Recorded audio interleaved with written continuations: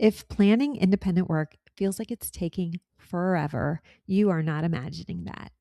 When I was a newer special education teacher, I could easily spend 2 to 3 hours trying to piece together tasks, print everything, organize bins, and make sure they're aligned with student goals. Hey there, it's Jennifer from Positively Learning. Thanks so much for tuning in. Today, I wanted to do a quick video to show you how you can plan an entire week, well, probably way more than 1 week, of independent work in less than 30 minutes. So, the first thing we want to do is we want to decide the skill focus, not the specific activity. For example, you might know that a student needs practice with place value, or another group needs more fluency practice. So instead of building tasks from scratch, I'm going to start searching for skills. So I've typed in place value and let's see what pops up. Okay, I've got a few choices here. I usually pick 3 types of tasks, maybe sorting, matching, clip cards. The idea is you want to keep the routine predictable so students can focus on the skill and not the format.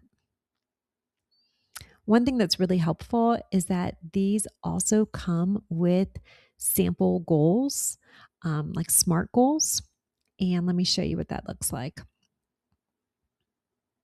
And then there's a list of skills. So many times you could look at the skills listed and see if you can use it for more than one student. So for example, this is place value and skip counting by tens, which is going to be perfect. The goal isn't to create completely different systems. You can keep the structure the same and you're just adjusting the content. All right, so now I want to build out some other tasks.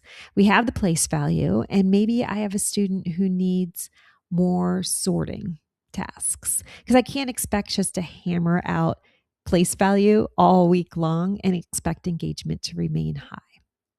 All right, so I'm going to see what comes up for sorting. I want to narrow it down by task boxes because 3 pages of sorting is way too much.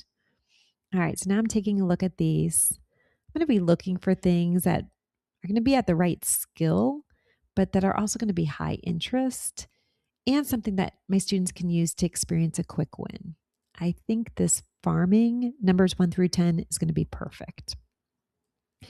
All right, I also have another student that I know is going to benefit from an errorless task because what we've been working on now is just increasing the time working independently.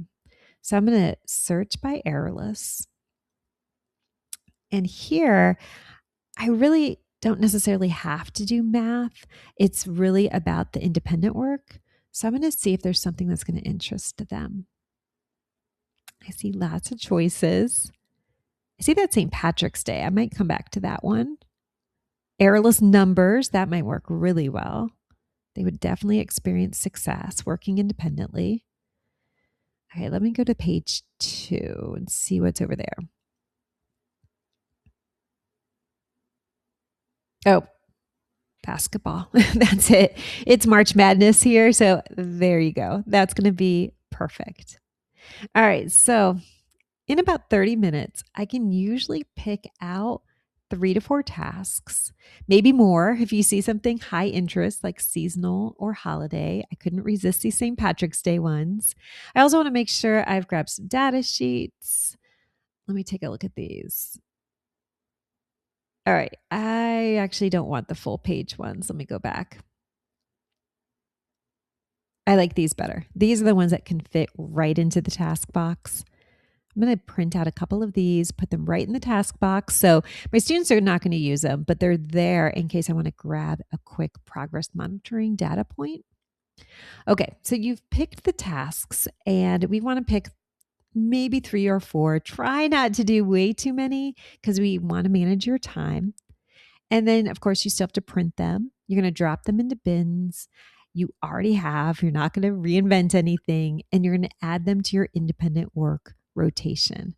The goal is not to build a perfect independent work system. The goal is to remove the pressure of having to reinvent things every single week.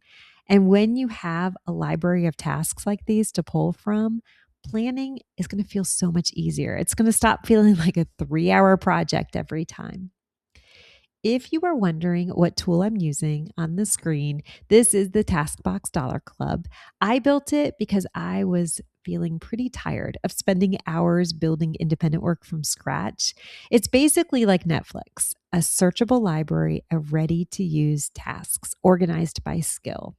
If you want more quick strategies like this that are going to help save you time, please make sure you subscribe. Every week, I'm sharing short videos like this to hopefully make the job feel quicker and easier and more manageable.